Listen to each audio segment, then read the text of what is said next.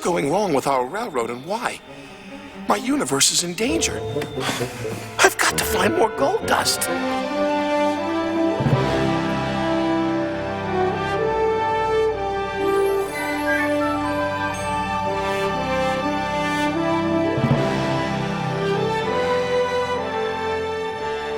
Part of my own guide in creating these stories for the screen and these worlds, the world of Thomas on the island of Sodor and the world of Shining Time in the Indian Valley, is that the stories and what happens will help to give children, not in some heavy way, but what I think are the 4 emotional tools for childhood: comfort and fun and inspiration and resilience. And I think that is very, very important to protect, whatever age you are. What are you doing in the sheds, James? I'm feeling a little blue, which isn't so hot when you're red. I was naughty and Sir Topham Hatt told me to think about all the ways I can be really useful. And it was Barry London, who was then vice chairman of Paramount Pictures, who had a little girl who was just nuts about Shining Time and about Thomas. And he came to see me in New York and he said, "Have you ever thought about making a movie?" And I said no, that I hadn't, because the stories, these mini feature films, seemed to me to be perfect in their own right. And he said, "I think you should make a movie." Diesel knows that the lost engine in the legend really exists. What engine? What legend? Of an engine whose magic makes her more powerful than Diesel will ever be. When Polygram Filmed Entertainment picked it up, said, "We're going to get behind this with you," I had a best part of a year in which I wrote very much the story that would finally appear on the screen, and inspired by this little girl who had written a letter saying, "Thomas, please will you come and stay at my house," which was roughly it. And she had defied a lot of those who before Thomas ever went up on the screen said, "Oh, only boys are going to be interested in this." And I said, "No, girls will be as well." And as a mother, I felt that I would love a story which would be told by a mother to her children about something that happened to her when she was a little girl. It all began one rainy day in the big city, just before your uncle was born, and I was going to stay with Grandpa. Another influence was in doing research for the story. I felt I needed some endorsement, and we went to two classes in New York of children, and it was remarkable how many of the children in those age groups said over and over again, if they were asked what makes you happy and what makes you sad, their grandparents came into how they responded to it. That either they longed to see more of their grandparents, or they longed to make their grandfather or their grandmother happy again, for exactly the reasons that I'd started writing about in this story. Grandpa's been so sad since Grandma Tasha died, and he never comes here to see us. Well, maybe your visit will cheer him up, When it came to the actors who were going to be involved in casting, we had a storyteller for Thomas in the UK, and we had a storyteller for Thomas in the US. Alec Baldwin became storyteller for Thomas, and we just had the best time together. Loved working with him. Toolkit, check. Ticket puncher, check, check. Aye, aye, aye, aye, aye. All aboard? Just testing, Billy. A lot of times people, you think you want to do a children's film for the sake of doing one, but it might not be a good movie. And I read this, and it was a really good movie. I thought this is, an easy one. And I had done the TV show with Britt and taped those voices, and I really liked Britt. I thought that when you do a movie and you work with people that you respect and you think that they're onto something, and you like them personally, it makes it easy. Stacy, Where did you find this painting? In an old locker. It was done by Burnett Stone when he was a child. I was told that he used to work on this railroad. But he never leaves the other side of the mountain now. Dee Dee Conn, that was sort of an easy fit because she played Stacy in the Shiningtown TV series. Lily, of course, who would play Lily, and Mara was recommended to me. She had just lost her mum, and she said yes. She was just, I think, incredibly professional. Lily is a little girl that lives in the big city, you know, with her parents, and she goes to visit her grandpa, and he's he's a very quiet man, keeps to himself, and everything's very quiet, and she doesn't like that. I just had such a clear idea of who this man was and what it felt like to live with a loss like that. I could never have imagined in my wildest dreams that the actor who would bring him to life would be Peter Fonda. Did Grandma love Lady as much as you do? Did she take a ride on her? Grandma loved her because I loved her. But she never took a ride on Lady. I couldn't fix her in time. I have a grandson, Thomas, who's got Thomas the Train. And Mr. Conductor sits up in the cab, and you push Mr. Conductor down, and the train scoots forward. You push him down, scoots forward. I'd like to do this kind of film. I've always wanted to do a children's film. It satisfies the child in me. Look at the signature, Billy. Burnett Stone. It's hard to believe Burnett could have ever looked that happy. Oh, Burnett had a wonderful smile. And he loved railroading, too. Billy Two Feathers, the casting director suggested Russell Means. And Billy Two Feathers was a character that Rick and I had created for Shiningtown, but played by a different actor at that time.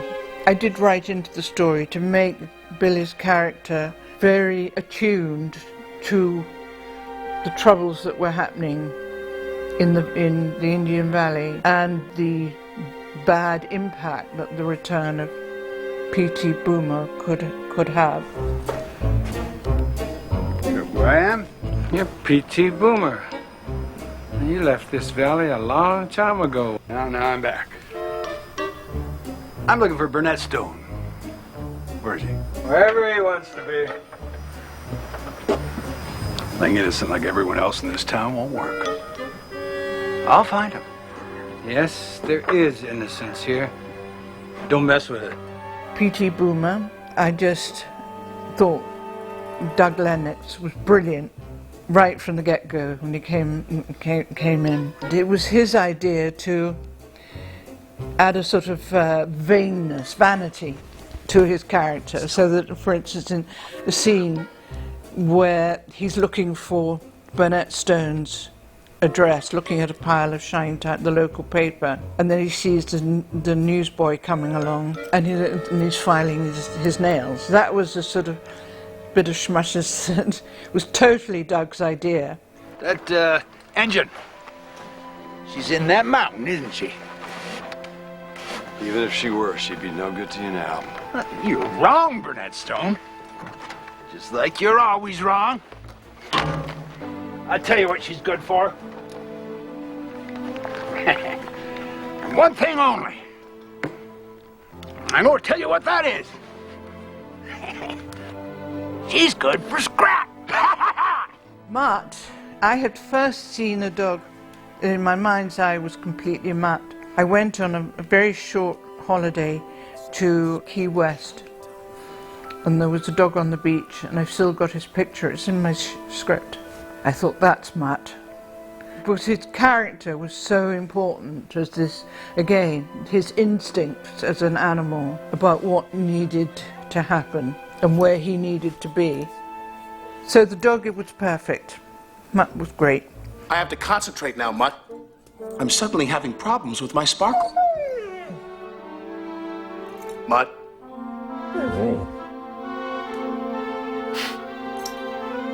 Goodbye, Mutt.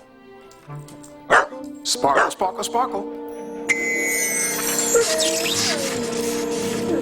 I had gone up to Scotland, where I was writing, I think it was Thomas V, the TV series, and I happened to read in the paper about the Isle of Man, who wanted to build themselves up as a great film location. I rang them up and went to see them, and the place just knocked my socks off. I mean, it was everything I could have dreamed of. It was really only once we got onto location shooting that I truly realized the complexity of what a story and how that was going to be delivered. You know, like any basic children's story, or like many of them, someone goes on a journey to reclaim something that they've lost or forgotten from their childhood, which is Fonda. Peter goes on this journey, and we are the 10-man cowardly lion, you know, and so forth. I've had that journey for him to discover what he wants to discover. And alternately, like in that story and like in other stories, those characters themselves have their own journey. They're there not only to aid and abet the cause of the primary figure, but they themselves have some drama they're involved in. So Mr. C has this magical quality that he loses. Losing your sparkle, huh? What perfect timing. Now where is that lost engine? You won't find her here. You're not clever enough to stop me. Oh, yes, I am. And to have had the talent in the key crew, many of these folks who were, you know, stars in their own field. See, first of all, interesting to see the number of, I'm glad to say, women who were involved in leading roles in the crew, and how talented and detailed everybody was. This is a friendship bracelet. Grandma taught me how to make one when I was little. This one's for you. Thank you, Lily. Burnett Stone's cottage, the attention to detail of getting all these little things right, where we would see that there were no pictures on. Burnett had taken the pictures off the walls because he'd got himself this shutting down of his life. In this particular story, shutting himself out of the world of magic, yet not really completely, but getting so close that by the time my granddaughter arrives, and the story actually begins with her then coming to me, she is the impetus that saves me from giving up on magic, giving up on life. We went to Pennsylvania briefly, of course, and we shot all the big station scenes there. And then a lot of us moved up to Toronto. Oh, I'm sorry, James. I'm going to the windmill to search for something important. Now off you go to work, please.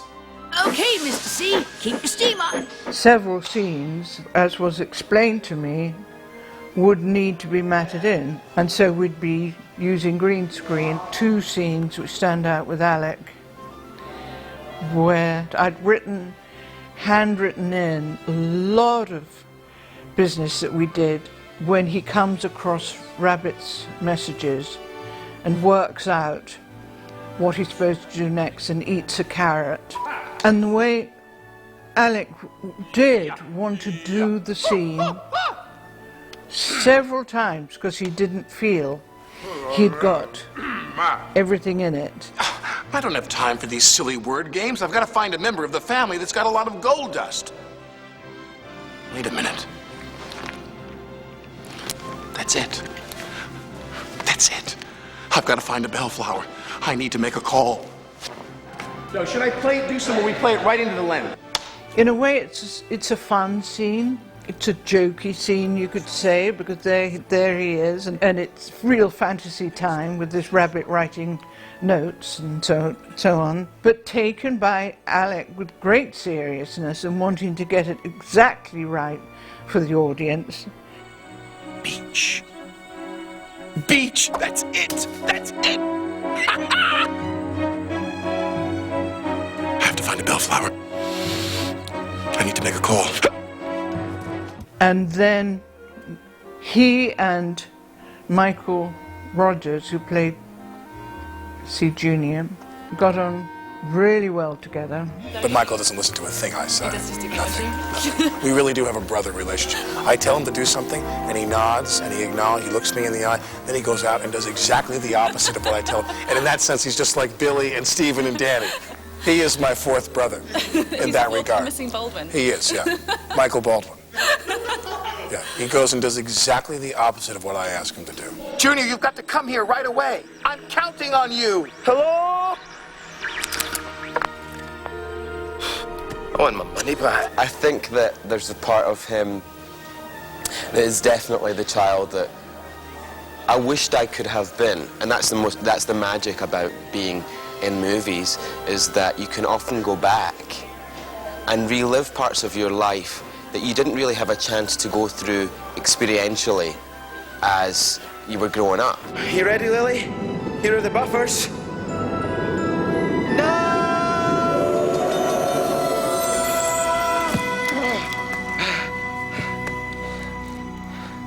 Where are we? The island of Sodor, of course. And there's something that I saw where once the camera stopped rolling, they cannot stop laughing. The three of them, there's Alec and Mara and Michael, just having the giggles, and it was lovely for Mara. It was lovely to see her laughing as much as she did. Hey guys, what's up? You enjoying the sun? No, Junior, I am not. I landed here after a scene. Sorry. What do you think is so funny, young lady? Who is this girl you brought? Sometimes it was grueling, and there'd be a lot of hanging around to get things sort of perfectly positioned. But we also had a lot of fun, and there were some important scenes. Peter came up to Toronto, and there were several scenes that involved him. Mr. Conductor! Mr. Conductor! Thomas? Oh, Mr. Conductor, where are you? When we went up to Toronto, they just started shooting all the Thomas parts of, and the island of Sodor had its own studio. So the way they'd set it up, which was very convenient, was that we were side by side and with many of the key members of the crew who'd been working on Thomas since the early 80s. And so I'd go from one studio to the other, but because they were a team that had been working together for,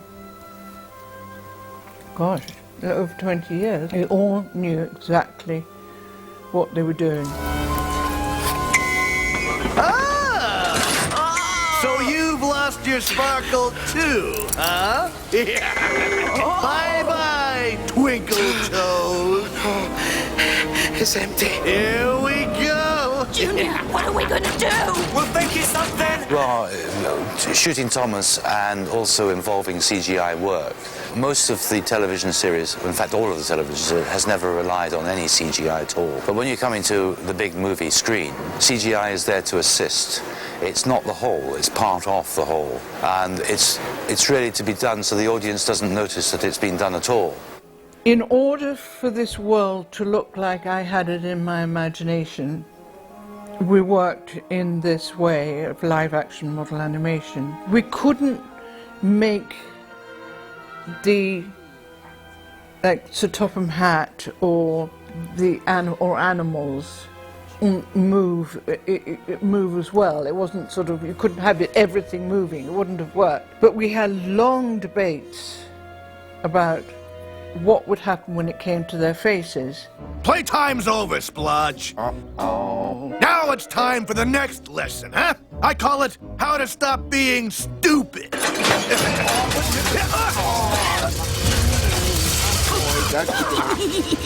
We took the decision that it was going to be way too complex in this particular way of shooting live action model animation to be able to have the mouths moving. And that also became part of the charm, I guess the word is, the charm of this world, of the island of Sodor. It's a beautiful day. I mean, we're down, but we're not out.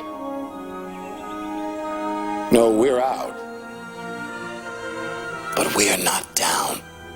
When I was told that the film needed to be substantially shorter, I don't think anybody there really understood how big this film was becoming, and all these wonderful actors all joining in to be in it. Because it's an entirely different story than any of the Thomas the Tank Engine stories. This is a departure, but not from the reality of Thomas and what he's, or the magic, and whatever the imagination is there. It's just a deeper look. Well, lady, what are we to do? It all seemed so much easier when Tasha and I were children. Of course, I realized that the film would be an enhancement and that I had a responsibility, because the company had gone public, of being vice chairman of the company. But I saw no reason whatsoever why I should have to cut the film, and it would turn it at the heart of the movie, for me, would be pulled out of it because so many of the scenes tied in. When it was complete, it only added to this magic world of Thomas. How come you don't live in the valley? I don't like trains. But the trains come to Muffle Mountain. To the other side. This side, there's neither sight nor sound of them. Are you sure you don't like trains, Grandpa? I'm sure.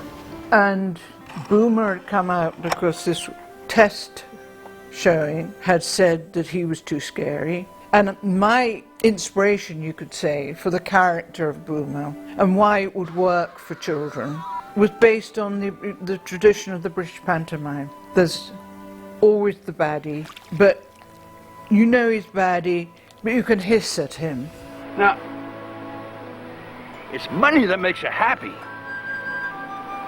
Magic can make you unhappy. Now, don't you agree? I mean, look what it's done to you. Oh, who needs it, Burnett? Not you. Definitely not me.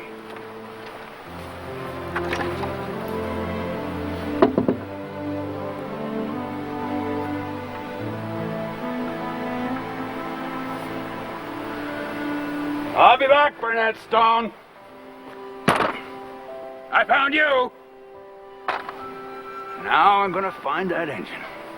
And then Peter, because he was sad. Sometimes grown-ups just underestimate children's ability to take something in. But there was also a scene which came out of the movie and which was, to me, so important to the story. And that was, he shows that he cares. Yes, he's sad, he's grumpy, but he really cares about his granddaughter Lily, and where he's on the phone calling to Stacy because Lily has not got off at the right station. She didn't get off at Muffle Mountain. She goes on to Shining Time for good reasons, but he's worried about her. Russell Means' character, that was just shocking to have his scenes cut down because, as an executive noted, who shall be nameless, couldn't understand a ... word he was saying. Now, Lily!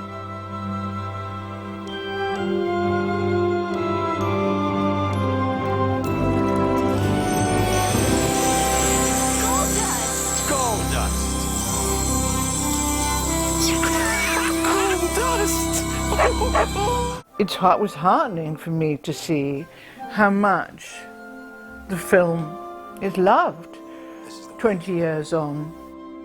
But where there was negative criticism, I was expecting it because I knew why they felt like that. And if the scenes had been left in, they wouldn't have felt like that. And so we've come to the happy end of our story. And it's time for all of us to go home. Just like Thomas.